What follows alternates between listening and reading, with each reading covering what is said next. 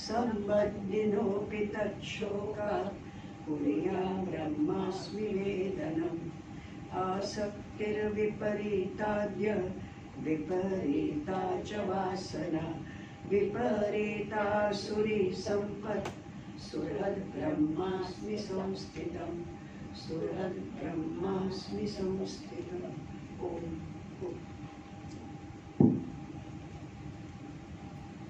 ओम यो वै ब्रह्माणं विदधाति पूर्णं यो वै वेदांश्च प्रहिणोति तस्मै तं हरेरनात्मबुद्धिप्रकाशम् मुमुक्षुर्वै शरणमहं प्रपद्ये मुमुक्षुर्वै शरणमहं प्रपद्ये। ॐ शान्तिः शान्तिः शान्तिः। गुरुर्ब्रह्मा गुरुर्विष्णु गुरुर्देवो महेश्वरः गुरुः साक्षात् परब्रह्म तस्मै श्री गुरवे नमः। अज्ञानतिमिरान्धस्य ज्ञानाञ्जनशलाकया चक्षुरुन्मीलितं येन तस्मै श्री गुरवे नमः। नारायणसमारम्भां श्रीशङ्कराचार्यमध्यमाम् अस्मदाचार्यपर्यन्तां वन्दे गुरुपरम्पराम् वन्दे गुरुपरम्पराम्। ॐ शान्तिः शान्तिः शान्तिः। 12 गुरु की व्याख्या हो गई है ना। 13 गुरु पर आते हैं। उन्होंने बनाया हाथी को और श्लोक तो बहुत प्यारा है, विशेषकर सन्यासियों के लिए। श्लोक में लिखा है कदापि युवतिं भिक्षुर न स्पृशेत दारवीमपि स्पृशन करीब बध्येत कारिण्या अंग संगतः। करिण्या अंग संगतः कहते हैं भिक्षु को, भिक्षु माने सन्यासी है ना, जो भिक्षा लेते थे उनको भिक्षु कहते थे। अब तो रूप बदल गया, पहले केवल और केवल सन्यासी ही भिक्षा लेते थे। कहते हैं दारवीमपि, दारू संस्कृत में कहते हैं लकड़ी को। हाँ, तो दारू से बनी हुई चीज दारवी होगी, तो लकड़ी से बनी हुई युवती को भी भिक्षु स्पर्श ना करे। हो सकता है कि आज के लोग कहते हैं तो विवादित बयान है, हो सकता है, क्योंकि आज के लोगों को भोग के अलावा कुछ सूझता नहीं। किसी को कहो कपड़े ढंग से पहनना चाहिए, बोले विवादित बयान है, हमारी मर्जी, हम कुछ भी करें, है ना। और फिर जब विपत्ति आते हैं तो फिर समाज को दोष देते हैं। तो ये विवादित बयान आज की भाषा में हो सकता है ना। आज के भाषा में, आज के लोगों के लिए, आज के पत्रकारों के लिए ये विवादित बयान हो सकता है, लेकिन सच्चाई यही है। सच्चाई यही है, अगर कोई साधक साधना करना चाहे तो स्त्री हो तो पुरुष से दूर रहे, पुरुष हो तो स्त्री से दूर रहे। ये सहज आकर्षण परमात्मा ने ही बनाया है।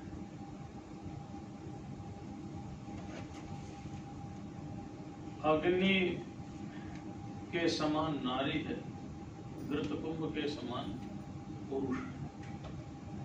इसलिए यहाँ बहुत कुछ कहा। अब उतना हम सब व्याख्या नहीं करेंगे, हम इतना ही कहते हैं कि क्योंकि ब्रह्मचारी होते तो व्याख्या करते हैं, अब तो ब्रह्मचारी यहाँ कोई है नहीं, तो इतना ही कहते हैं कि भिक्षु को वासनाओं से बच के रहना चाहिए। हाथी को पकड़ने के लिए पहले एक टेक्निक अपनाई जाती थी, अब तो शूट करते इंजेक्शन, बेहोश हो जाता पकड़ लाते। पहले एक टेक्निक अपनाई जाती थी कि एक बहुत भारी खड्डा खोदा जाता था, बड़ा लंबा चौड़ा, उसको जो तुलिया होती थी ना, तुली का जो सरकंडे से निकलती थी, उसके आकार से या लकड़ी का आकार दे करके एक हथनी का रूप दिया जाता था, ऊपर कागज लगा दिया जाता था, कपड़ा लगा दिया जाता था।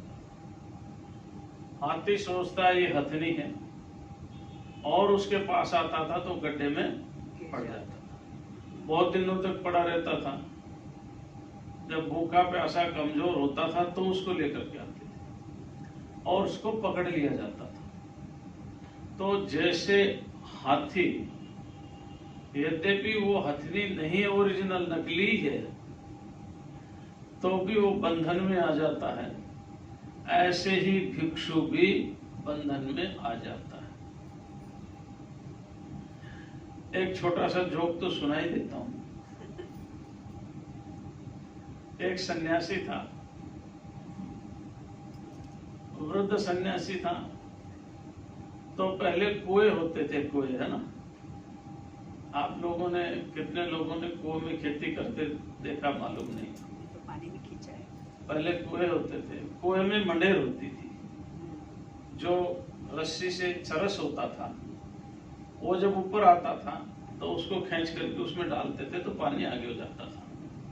हमने तो वो भी पोजीशन देखी है ना, रस्सी और चरस से जो पानी सिंचाई करते थे वो भी पोजीशन देखी। फिर रहट आया, वो भी पोजीशन देखिए। इंजन किर्लोस्कर वगैरह से खेती करने लगे, वो भी स्थिति देखिए। अब बिजली से हो रहा है, वो भी स्थिति देखिए। पहले खुला पानी बहता था, वो स्थिति भी देखिए। और अब ड्रॉप ड्रॉप पानी बूंद बूंद पड़ता है पेड़ की जड़ पर, वो स्थिति भी देखी। बहुत बदलाव देखा हमने अपने जीवन में। शायद इतने बदलाव तो हमारे बाद में आने वाली पीढ़ी मुश्किल से ही देख पाए। हाँ देखेगी, जब थर्ड वर्ल्ड वॉर होगा तब वो पीढ़ी हमसे ज्यादा बदलाव देखेगी, क्योंकि प्रकृति परिवर्तनशील है। तो महात्मा कुएं की मंडेर पर सो रहा था। बस इससे संबंधित एक जोक सुना देता हूँ। कुएं की मंडेर पर सो रहा था तो उसको रात में सपना है कि कोई स्त्री उसके बगल में सो रही।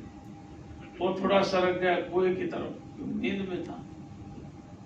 फिर वो स्त्री भी सरकने लगी, और सरक गया। वो स्त्री भी सरकने लगी, और सरक गया। धीरे धीरे वो कुएं में गिर गया। अब कुएं में गिर गया तो क्या करे, सुबह हुए वो चिल्लाए भी मुझे निकालो। बड़ी मुश्किल से गांव के इकट्ठे हुए, निकाला और कहने लगे, भाई पूरा गांव को बोले कि भाई तुम बहुत महान हो, हम तो कुछ भी नहीं, हम सोचते थे महात्मा बड़े महान है, तुम बहुत महान हो। बोले महाराज क्या हुआ? अरे मुझे सपने में ही कुएं में गिर गई, तुम तो साक्षात रखे हो, तुम्हारी क्या हालत होगी। मेरे तो सपने में आई तो ही मैं कुएं में गिर गया। तो कहने का अर्थ ये है कि ठीक है, हमारे यहाँ मैंने पहले बताया था 2 प्रकार के प्रवृत्ति है धर्म की। एक 2 प्रकार की धारा है धर्म की, प्रवृत्ति लक्षण और एक गृहस्थ में भी संयम पूर्वक रह करके भगवान की आराधना की जाती है, परमात्मा को प्राप्त। पर यह तो भिक्षु की बात है, क्योंकि महाराज यदु ने तो भिक्षु से पूछा है ना। कोई कथा व्यास से पूछते तो कथा व्यास दूसरा उत्तर देते। ये तो महाराज जंगल में विचरण करते हैं, भिक्षु तो अपने हिसाब से उत्तर देंगे ना। इसलिए इन्होंने कहा कि भाई लकड़ी से बनी हुई स्त्री का भी स्पर्श, हाँ,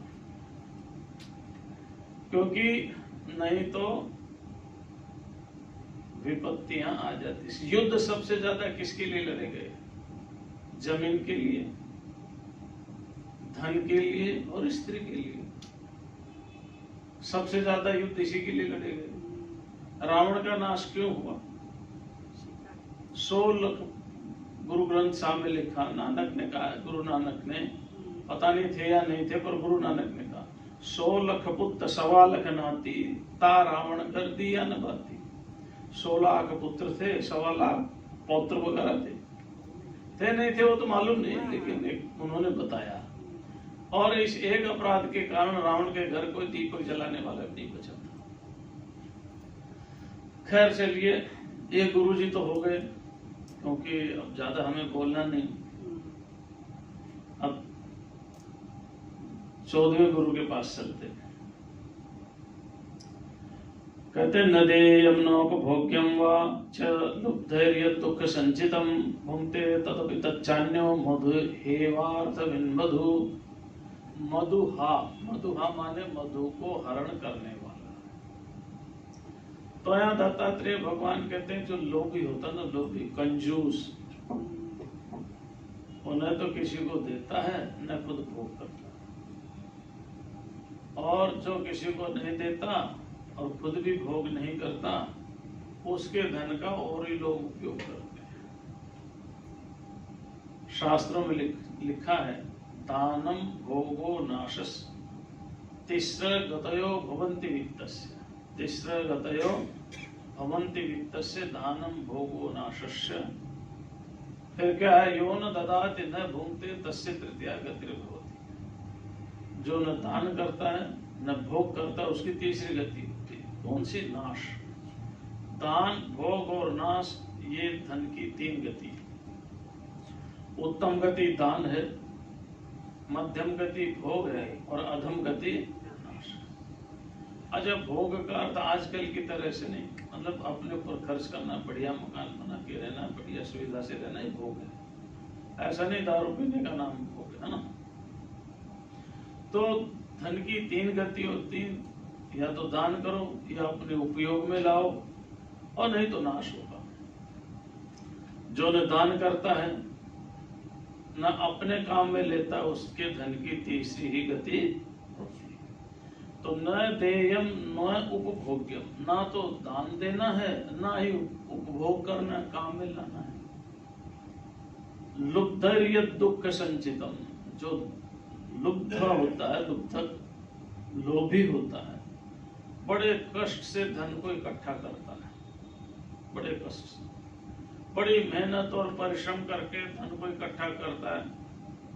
कहीं झूठ बोलता है, कहीं सच बोलता है ना, लेकिन उसका धन कोई काम नहीं आता। भुंक्ते तदपि तच्चान्यो, उसके धन का कोई दूसरा ही भोग करता है। मधु हे वार्थ विन्मधु। जैसे मक्खी जो है ना, वो शहद इकट्ठा करती हैं, शहद इकट्ठा करती हैं। मक्खी शहद इकट्ठा करती हैं, लेकिन उनके भोग से पहले, क्योंकि वो ना तो किसी को देती ना खुद भोग करती, तो उनके शहद का मधुहा, मधु को हरण करने वाला दूसरा ही भोग करता है।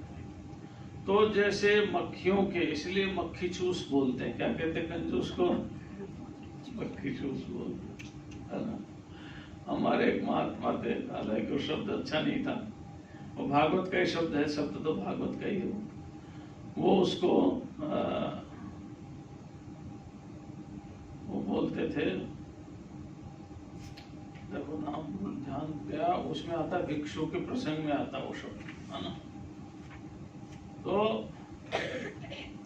वित्त साठ्यम समझ लो, है ना। और यक्ष, यक्ष, वित्त यक्ष बोलते थे, वित्त यक्ष। ओ भागवत में यह शब्द। यक्ष क्या करता है? धन की रक्षा करता है, काम में नहीं लेता, है ना। ऐसे ही जो खाली इकट्ठाई करता जाता है, इकट्ठाई करता जाता है, उसका या तो राजा लूट लेता है, या उसके घर डाका डाल दिया जाता है, या उस उधार ले जाने वाले हैं वो नहीं देते, ब्याज पर ले जाने वाले हैं वो लौटाते। लोभी का धन बेकार ही जाता है, खुद दुख पाएगा, टूटी फूटी चप्पल पहनेगा, पैसे इकट्ठे करेगा। पहले तिजोरी में रखते थे, अब बैंक में रखने लग गए। अच्छा, बैंक का भी भरोसा नहीं। ये कोऑपरेटिव बैंक तो पता नहीं किसकी सरकार और कब डूबो थी, पता ही नहीं चलता। चीफ मिनिस्टर पर डिपेंड करता है, कैसा चीफ मिनिस्टर आ जाए। ये कोऑपरेटिव बैंक का तो बिल्कुल भी विश्वास नहीं है। रही बात नेशनल बैंक की, इनका भी भरोसा नहीं। कितने ही बैंक खत्म हो गए, कितने ही दूसरे बैंक में मर्ज हो गए। और चूंकि कुछ न कुछ तो सरकार में गड़बड़ रही होगी, तभी ये बाहर के कितने ही प्राइवेट बैंक खुल गए। कहीं पर लेना बैंक है, कहीं पर देना बैंक है, नहीं, कहीं पर यस बैंक है, कहीं पर नो बैंक है, नहीं। देना भी बहुत पुराने है। हाँ, बहुत बैंक खुल गए। HDFC क्या क्या बैंक है पता नहीं चलता, हमें तो नाम भी नहीं मालूम, है ना। तो ये सारे बैंक इसलिए खुले, कहीं न कहीं तो कुछ न कुछ तो व्यवस्थाओं में कमी रही होगी, तो हम उन कमियों की तरफ नहीं जाते। हम तो इतना ही बताते हैं कि बैंक में रखे पैसे का भी भरोसा नहीं, तुम्हें मिलेगा भी या नहीं। आपने मान लो भारत का सबसे जो सब केंद्र सरकार का बैंक है वो है SBI, है ना, स्टेट बैंक ऑफ इंडिया। हाँ? State bank of India. हाँ, या reserve bank of India, RBI, जो भी होगा मुझे पक्का मालूम नहीं कौन सा है। हाँ, SBI है। हाँ? State bank of India. हाँ, स्टेट बैंक SBI। SBI में नियम है, अगर SBI में आपके पैसे डूब जाते हैं खाते में, तो आपको मिलने वाला कुछ भी नहीं, थोड़ा बहुत मिलेगा नाम मात्र का, भले जी करोड़ों रुपए रखे। तो पता नहीं कब पैसे कहाँ खत्म हो जाए, इसलिए पैसों का उपयोग कर लो। सबसे उत्तम उपयोग है दान देना। दोगे तो आएगा, नहीं दोगे तो कहाँ से आएगा। गिव्स एंड टेक्स है। आप प्रकृति को अच्छा देंगे तो प्रकृति भी आपको अच्छा देगी, और प्रकृति में पॉल्यूशन करेंगे तो आपको फ्रेश एयर कहाँ से आएगी। ऐसे ही दान करोगे तो फिर धन मिलेगा, और दान नहीं करोगे तो फिर मिलने वाला नहीं। जो हमने दिया है वही हमें मिलेगा। एक बार मेरे पास 2 जवान आए, जवान युवा, नाम नहीं बताऊंगा कहां से थे, कौन थे, कई साल पुरानी बातें होती है, लगभग 2010 के आसपास की। युवा आए और आकर के कहने लगे हमारा एक समाधान आपको, हम बड़ी दुविधा में हैं। हमने कहा बोलो क्या दुविधा है। बड़े सज्जन, बीड़ी का भी ऐब नहीं, तंबाकू खाने का, गुटखा खाने का भी ऐब नहीं, रोज पूजा पाठ करते हैं, घर में भी दुकान में भी, बड़े सज्जन थे। और उनका होलसेल का व्यापार था। गांवों में, कस्बों में वो अपना सामान बेचते थे। वो बोले बहुत से लोग ऐसे हैं, पैसे उनके पास हैं पर देते नहीं है। जिनके पास नहीं है वो नहीं देते तो हमें कुछ भी महसूस नहीं होता, लेकिन पैसे होते हुए नहीं देते तो हमें बहुत साल से परेशान हो गए। हम सोचते हैं कि क्यों ना इनको मार दिया जाए। हाँ, युवा है, तनाव मतलब थोड़ा हाई जाता है, आवेग है ना। युवा थे तो हम बहुत दिन से इसी उसमें है कि वो हम पाप करेंगे या पुण्य करेंगे। तो आपका प्रवचन हम सुन रहे थे दुकान पे बैठे बैठे, तो हमें लगा कि आप अच्छी तरह से समाधान कर सकते। हम कईयों के पास गए, अभी हमारे समाधान हुआ नहीं। हमने कहा भाई देखो, अगर आप कर्म सिद्धांत को मानते हो तो कर्म सिद्धांत के अनुसार लेना और देना है, या तो लेना है या देना। या तो पिछले जन्म में उन्होंने आपसे लिया है इसलिए नहीं दे रहे, अगर नहीं लिया और नहीं दे रहे तो अगले जन्म में आप लैंडलॉर्ड बनेंगे, ये आपके यहाँ बैल बन करके आएंगे, देना तो इनको पड़ेगा। ये आपके यहाँ बैल बन करके आएंगे, आपके यहाँ ये मजदूर बन करके आएंगे, और इनकी पीढ़ी दर पीढ़ी आपके यहाँ मजदूरी करेगी, क्योंकि लेना देना है। अगर आप इनके साथ कुछ आप अहित करते हैं तो अगले जन्म में जब आप लैंडलॉर्ड बनेंगे वो आपके साथ रहेगा। और ये मजदूर बनेंगे तो किसी दिन खेत में अकेले को देख करके आप के साथ भी ऐसा ही करेंगे।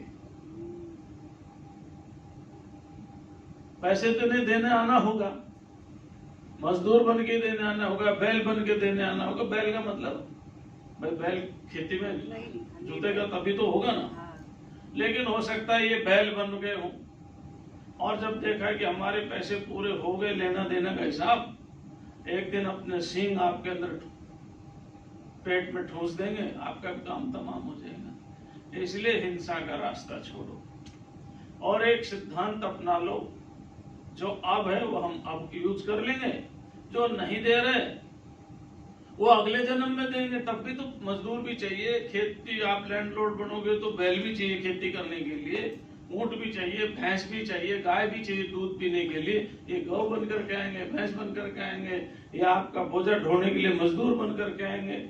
अगर आप ही कर दोगे तब कौन मिलेगा? तो मेरी तरफ बहुत देर तक देखते रहे, कहने लगे ये तो बात हमें बताई थी किसी ने।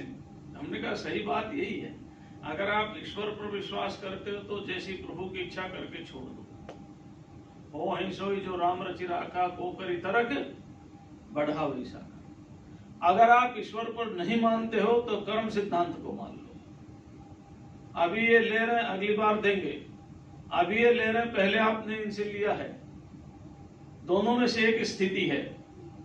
तो भाई अभी आप दान दोगे तो आगे दान मिलेगा, समझ रहे? दान मतलब आपको पैसा मिलेगा। अभी कुछ नहीं दोगे तो अगले जन्म में निर्धन बन जाओगे। तो इसलिए सबसे उत्तम गति धन की क्या है? दान है। मध्यम गति अपने ऊपर उपयोग है और अधम गति नाश है।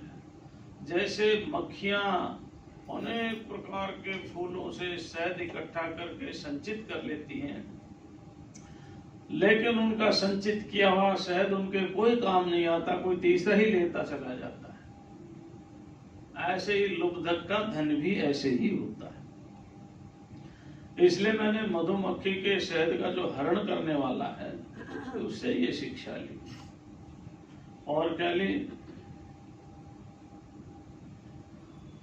सुदुःखोपार्जितैर्वित्तैराशासानां गृहाशः मधुहेवाकृतो भुंक्ते तिर्वै गृहमेधिनाम्। ये थोड़ा सा अच्छी बात बताई हमारे लिए। कहते हैं कि गृहस्थी तो बड़ी मुश्किल से धन इकट्ठा करते हैं और उनके खाने से पहले बाबा जी खा करके चले जाते हैं, भिक्षु लेके चला जाता है। तो वहाँ खैर तो बात मैं हंसने के लिए बोलता हूँ, इसका भाव ये है जो यहाँ लिखा है कि एक गृहस्थ बड़ी मेहनत से पैसे इकट्ठे करता है, दान देता नहीं, भोग करता नहीं, लेकिन वो काम अपने लेने से पहले दूसरा ही उसके पैसे को लेकर के चला जाता है ना। जैसे आप लोग घरों में भोजन बनाए, आइए महाराज जी प्रसाद पाइए, तो ईमानदार से बताओ पहले प्रसाद आप पाते हैं हम पाते हैं? मेहनत किसने की? आपने। परिश्रम किसने की? तो ये तो हंसने के लिए बोला मैं, है ना। इसका भाव तो ऐसा है कि मेहनत कोई करता है और उसके काम आने से पहले उसका धन कोई और ले जाता है। तो एक मजाक भी करना चाहिए ना, आनंद भी लेना चाहिए। तो इसलिए ये इसका भाव है। और होता भी ऐसे ही है, वो तो बुढ़ापे तक उसको लॉक को संभाल के रखता है, चाबी को देखता रहता बार बार बार बार। कहीं चाबी कुछ न हो जाए। तो हो गए, अब अगले गुरु पर चले, है ना। हाँ, अब धीरे धीरे ऐसे ही करेंगे ना। फिर हमने हरिण को गुरु बनाया। ये है 15वें गुरु जी। कौन से हैं? 15वें। ग्राम्य गीतम न शृणुयात् यतिर्वनचरः क्वचित् शिक्षेत हरिणात् बद्धान् मृगयो गीत मोहितम। कहते ग्राम्य गीतम न शृणुयात्। ग्राम्य गीत माने वो संगीत जो हमें संसार की तरफ लेकर के जा रहा है, वो ना सुने। जो संगीत हमें संसार की तरफ लेकर के जा रहा है, एक भिक्षु को वो संगीत नहीं सुनना चाहिए। और जो संसार की तरफ ले जाने वाली बातें हों, उन बातों को भी नहीं सुनना चाहिए। नहीं तो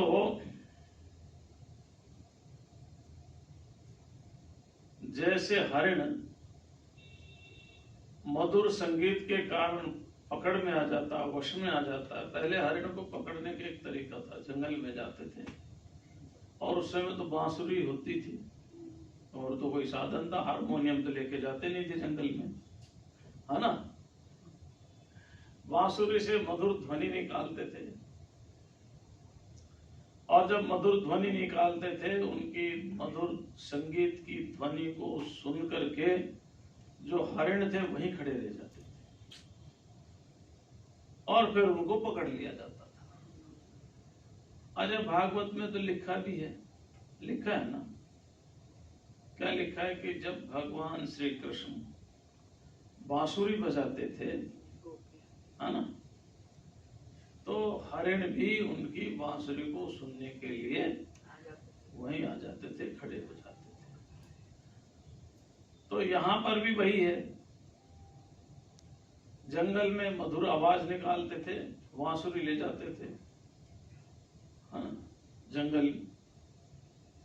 तो ऐसा मत समझना है कि वहां कोई 10 लोग जाते होंगे, एक ढोलक बजाएगा, एक हारमोनियम बजाएगा, एक वो क्या है, इतना लंबा सारा क्या होता है वो, है ना, बेंजो बजाएगा, एक पैड बजाएगा, हाँ? ठीक है ना।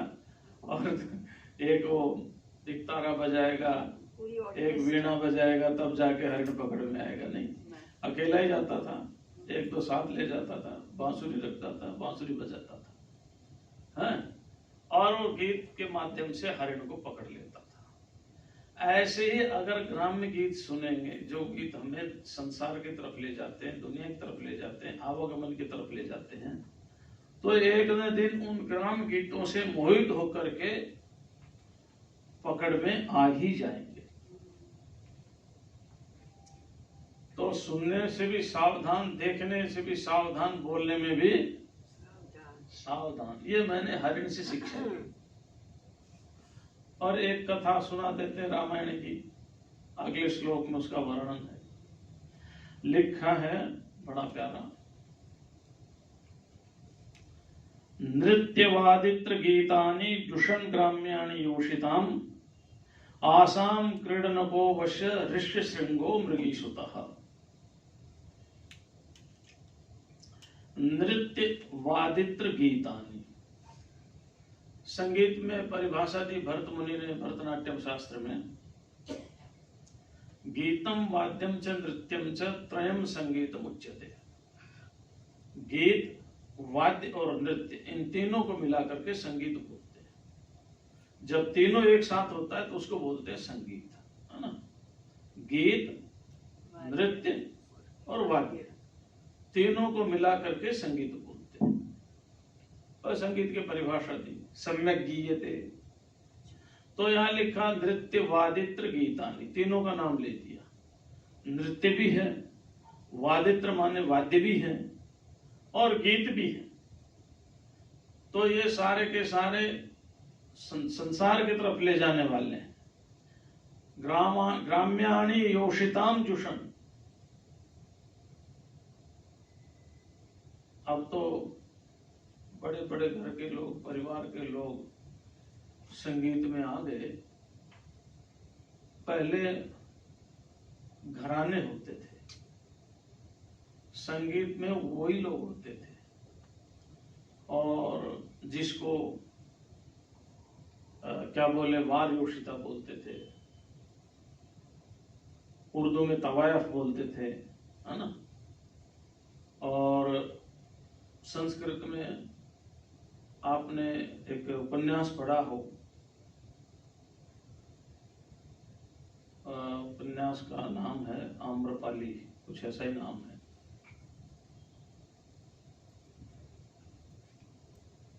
आचार्य चतुर्सेन की लिखी उपन्यास। तो उसमें उस समय का जो वैशाली है, वैशाली की नगर वधू याद आ गया, उपन्यास का नाम है वैशाली की नगर वधू।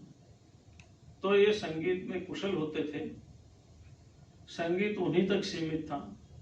राजा, बड़े घराने के लोग, सेठ वगैरह उनको सुनते थे। उनमें कुछ मर्यादा भी होती, कुछ नहीं भी होती थी, कुछ एटिकेट्स भी उनमें होते थे, कुछ समाज को सिखाते भी थे, हर तरह का उसमें था। खाली एक ही तरह का नहीं था। हम सोचते हैं कि वो खाली एक ही तरफ जाते थे, लेकिन उसमें बड़े बड़े लोग बह जाते थे। अब तो संगीत ऐसा हो गया, सभी सीखते हैं। अच्छा, उसका दुष्परिणाम भी है ही,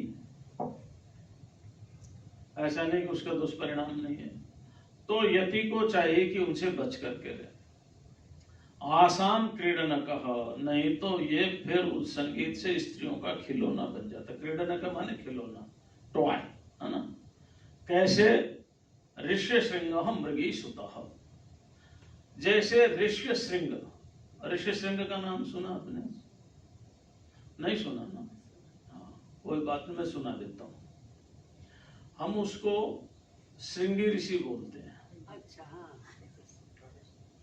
है ना। हम उनको क्या बोलते हैं? नाम तो उनका ऋष्य श्रृंग ही था। रामायण में कथा आती है बहुत प्यारी। जब दशरथ के कोई संतान नहीं हुई, तो वशिष्ठ ने संतान के हेतु, संतान के लिए यज्ञ करवाने के लिए दशरथ को कहा। दशरथ यज्ञ करवाने की तैयारियां करने लगे। इतनी देर में सुमंत्र आकर के दशरथ से निवेदन करते, महाराज मेरी एक बात सुन लो। सुनाओ। मैं एक बार इंद्रलोक गया था, और इंद्रलोक में चर्चा हो रही थी। चर्चा क्या हो रही थी? चर्चा आपको लेकर के ही हो रही थी। और ये चर्चा हो रही थी कि राजा दशरथ के जब संतान नहीं होगी, तो ऋष्य श्रृंग यज्ञ करवाएंगे और उनके उत्तम संतान होंगे। ये ऋष्य श्रृंग कश्यप के पुत्र हैं विभांडक, और विभांडक के पुत्र का नाम है ऋष्य श्रृंग। विभांडक ऋषि ने बहुत भारी तपस्या की। अब जैसा ये रामायण में लिखा, मैं वैसा सुना रहा हूं। बहुत भारी तपस्या की, बहुत भारी तपस्या की, तो इंद्रलोक घबरा गया। वो तो जल्दी घबरा जाता है। तो उन्होंने तप को भंग करने के लिए उर्वशी अप्सरा को भेजा। अब वही बात यहां है, दारवों में पुनस्पृशेत, है ना, कि कौन ऐसा है जो इस दैवी माया के चक्कर में ना आया हो। दैवी माया लिखा भागवत में ना। तो विभांडक भी अपनी तपस्या में थोड़ा सा नीचे हो गए, और उर्वशी के साथ उनका जो संयोग हुआ, उससे पुत्र उत्पन्न हुआ ऋष्य श्रृंग। उर्वशी पुत्र पैदा करते ही चली गई देवलोक में। विभांडक को स्त्री के चरित्र से, स्त्री के प्रति घृणा हुई, और उन्होंने सोचा कि मैं अपने पुत्र को ऐसी जगह रखूंगा जहां स्त्री का दर्शन ही ना हो। वो जंगल में चले गए लेकर के। अंग देश के पास जंगल था, वहां पर वो रहने लगे और अपने पुत्र को माँ का और पिता का और आचार्य का, तीनों का प्यार उन्होंने दिया, लेकिन किसी नारी के मुख का दर्शन नहीं करवाया। मुख का दर्शन करवाया ही नहीं, दिखाई ही नहीं कोई नारी उन्होंने। अंग देश के राजा का नाम था रोमपाद। रोमपाद और राजा दशरथ की बड़ी मित्रता थी। राजा दशरथ की एक लड़की थी, शांता नाम उसका था, लिखा वहां पर है। शांता को रोमपाद दत्तक पुत्री के रूप में लेके चले गए थे। तो शांता रोमपाद के प्यार रह रही थी। एक बार किसी अपराध से रोमपाद के यहां वर्षा नहीं हुई। कई सालों तक जब वर्षा नहीं तो राजा चिंता करने लगे, मेरी प्रजा का क्या होगा। तो उन्होंने अपने मंत्रियों को बुलाया और वहां रहने वाले ऋषियों को बुलाया, भाई कोई उपाय बताओ। तो उन्होंने उपाय बताया कि यदि विभांडक पुत्र ऋष्यशृंग है ना, वहां ऋष्यशृंग ही है, आपके यहां आ जाए तो वर्षा हो जाएगी। तो उन्होंने मंत्रियों को कहा, भाई उनको लाओ। सबने मना कर दिया, हमारे सामर्थ्य नहीं कि हम उसको ले आए। बड़े तपस्वी हैं विभांडक ऋषि, इतने तपस्वी, अगर शाप दे दिया तो उनके तप को कोई भी विफल नहीं कर सकता तीनों लोगों में। सबने जब मना कर दिया तो फिर राजा ने फिर मीटिंग बुलाई, भाई कोई तो उपाय बताओ।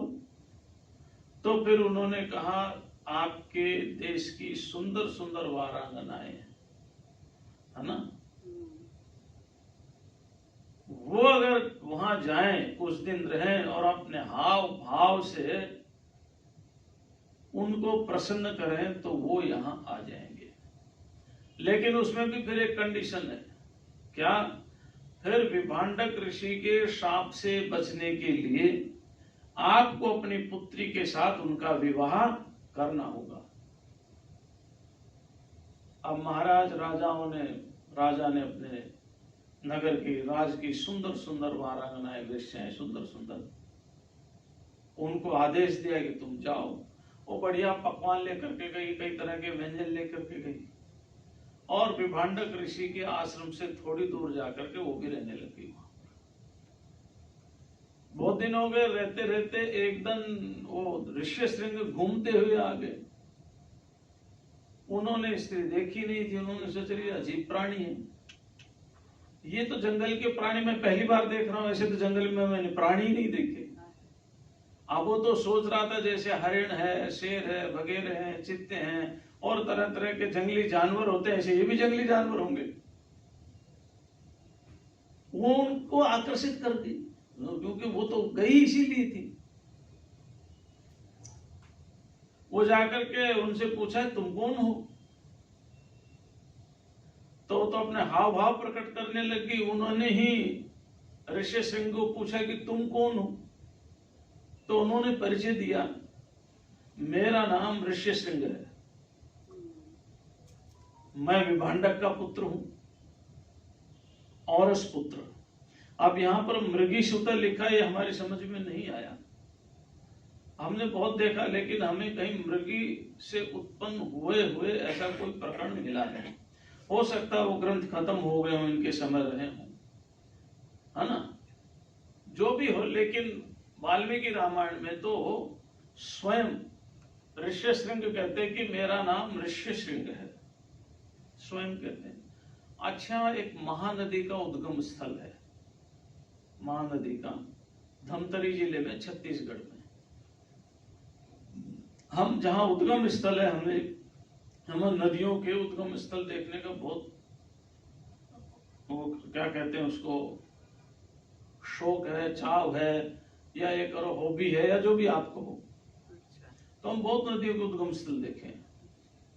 हम महानदी के उद्गम स्थल भी देखने के लिए चले गए। तो पर्वत के ऊपर से थोड़ा सा पानी निकलता है महानदी का, फिर थोड़ी दूर में पर्वत में ही समाहित हो जाता है, फिर जमीन में निकलता है, फिर कुछ दूर ऐसे जाता है, फिर वैसे उल्टा घूमता है, ऐसे ही उसी पानी के साथ साथ ही। तो वहां महानदी का जहां पर्वत है, जहां से महानदी निकलती है, वहां पर ऋष्य श्रृंग का एक छोटी सी गुफा है। आश्रम तो नहीं, गुफा है। वहां पर लिखा हुआ है श्रृंगी ऋषि की गुफा, है ना। और भी कई जगह होंगे आश्रम, मालूम नहीं, हमने तो वहां गए देखा, क्योंकि ऋषि एक जगह तो रहते नहीं थे, अनेक जगह रहते थे, तो अनेक जगह होंगे। तो वो जो जगह है वो तो अंग देश से दूर है, लेकिन वाल्मीकि रामायण के अनुसार वो अंग देश के ही जंगलों में वहां रह रहे थे। तो उन्होंने कहा आओ मेरे आश्रम में। आश्रम में ले गए, ले जाकर के उनका स्वागत सत्कार किया। वो बोले हे ऋषियों, ऋषि श्रृंग उन नारियों क्या बोले, हे ऋषियों आओ मैं तुम्हारा स्वागत करता हूं। ऋषि श्रृंग के लिए तो वो भी ऋषि होंगे, तो उन्होंने मधुर मधुर फल उनको खिलाए। तो वो स्त्रियां कहने लगी हम भी अपने फल लेकर के आए, खाओ। उन्होंने बढ़िया लड्डू खिलाए होंगे, बढ़िया मिठाई खिलाई। तो ऋषि श्रृंग ने कहा ये फल तो जंगल में मैंने खाई नहीं, पहली बार खाया, ये कहां फल है ये? बोले हमारे आश्रम में होते हैं फल। क्या बोली वो? हमारे आश्रम में होते हैं ये फल, वहां मिलते हैं। ऋषि श्रृंग ने कहा ठीक है। फिर बोले हम जा रहे हैं, क्योंकि आपके पिताजी आ जाएंगे तो हम पर नाराज हो जाएंगे। आपके पिताजी के आने से पहले हम चले जाते हैं। अब ऋषि श्रृंग वो तो चली गई, अब एक उनका हाव भाव चेष्टा, उनका मधुर आलाप, उनकी भाव भंगिमा,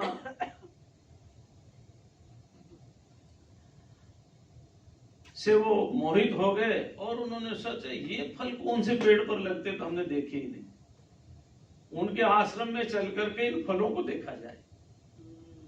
अब उन्हें मालूम नहीं ये लड्डू बना करके लाई है कि ये बर्फी बना के लाई है कि कलाकंद बना के लाई, कि रसगुल्ला बना के लाई है। उन्होंने तो कभी देखा नहीं, तो सोचा ये भी किसी पेड़ पर लगते होंगे। और दूसरे दिन जैसे अवसर आया वो उनके आश्रम में चले गए। आश्रम में चले गए तो सारी बड़ी प्रसन्न होगी, उनको आलिंगन किया, बहुत अच्छा लगा, बैठाया, स्वागत सत्कार किया।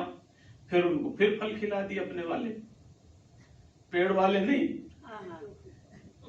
अपने वाले फिर फल खिला दिए। तो वो पूछता है कि ये फल कहाँ लगते हैं? वो बोली ये फल हमारे यहाँ लगते हैं, जहां हम रहती हैं। तो बोले वहां मेरे को ले चलो। तो इस प्रकरण में बहुत दिन लग गए। तो बोले चलो। जैसे वो वारांगनाएं अपने मधुर मधुर फल खिलाने के लिए अपने यहां ले जाने लगी, जैसे ही रोमपाद का राज्य शुरू हुआ और जैसे ही ऋषि श्रृंग ने उधर पैर रखा, पैर रखती बारिश शुरू हो गई, वर्षा शुरू हो गई। तो मंत्रियों ने संकेत दे दिया कि आपके राज्य में ऋषि श्रृंग आ गए हैं, उनका स्वागत सत्कार करने के लिए चलो। राजा बड़े भव्य स्वागत सत्कार, और उनके मंत्री वगैरह सब गए, बड़ा सम्मान किया, स्वागत किया, सत्कार किया। ऋषि श्रृंग भी प्रसन्न हो गए और राजा ने एक वरदान मांग लिया उसी समय। क्या मांगा? कि आप हमें वरदान दो कि आप और आपके पिताजी से हमें कोई भय ना हो। देखो, क्योंकि उन्हें मालूम था विभांडक आ जाएंगे, तो उन्होंने वरदान दिया। राजा उनको महल में ले आए। अब वही फल जो होते थे वहां कढ़ाई में बनते थे, जो चूल्हे पर जो बनते थे, वही फल खिलाए। तब बेचारे समझ में आए कि फल क्या है। फिर राजा ने अपनी पुत्री का विवाह ऋषि श्रृंग के साथ किया। विभांडक को पता चला तो बड़ा क्रोध आया। वो राजा को श्राप देने के लिए, मंत्रियों को श्राप देने के लिए चलने लगे। तो चूंकि उन्होंने वरदान ले लिया था, जैसे ही राज में प्रवेश हो गया, अचानक गुस्सा खत्म हो गया, क्रोध खत्म हो गया विभांडक ऋषि का, और राजा उनकी अगवानी करने के लिए तैयार है कि महाराज आइए, आपके पुत्र का विवाह हमने अपनी कन्या के साथ कर दिया, अब क्या शाप दें। तो सुमंत कहने लगे, वो जो आपके जामाता है ऋष्यशृंग, आपके जो जामाता यानी दामाद है, वो जब यज्ञ करेंगे तो फिर आपके पुत्र प्राप्ति होगी। फिर आगे रामायण की कथा है, उसमें हम नहीं जाते। बालकांड का 9वां सर्ग या 10वां सर्ग से शुरू होता है ना, वो उसकी बात, आगे की बात हम नहीं करेंगे, हमारा यहां तक ही है। जैसे ऋष्यशृंग गीत वाद और नृत्य के द्वारा मोहित हो गए और वो बंधन में आ गए, है ना। वो बंधन, हालांकि एक जगह एक उदाहरण दिया गया है, भागवत में इस समय नहीं है, पर दूसरे ग्रंथ में एक उदाहरण दिया गया है। अब मेरे को याद नहीं कहाँ दिया गया, बहुत पहले कभी पढ़ा था। वहां कहा है कि जैसे ऋष्यशृंग ने दोनों प्रकार के ब्रह्मचर्य का पालन किया। एक प्रकरण में कौन सा, पहले जो ब्रह्मचर्य का पालन किया तो उन्होंने स्त्री का मुख देखा भी नहीं था।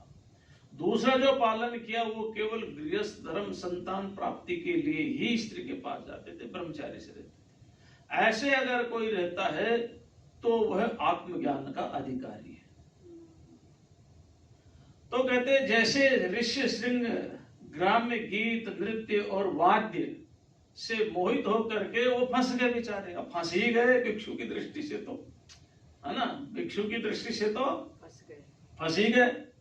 तो ऐसे ही भिक्षु को ध्यान रखना चाहिए कहीं पर। इसलिए एक बात बताएं, अब तो परंपरा कुछ बदलती जाती है। पहले सन्यासी को विवाह में नहीं बुलाया जाता था। क्यों नहीं बुलाया जाता था?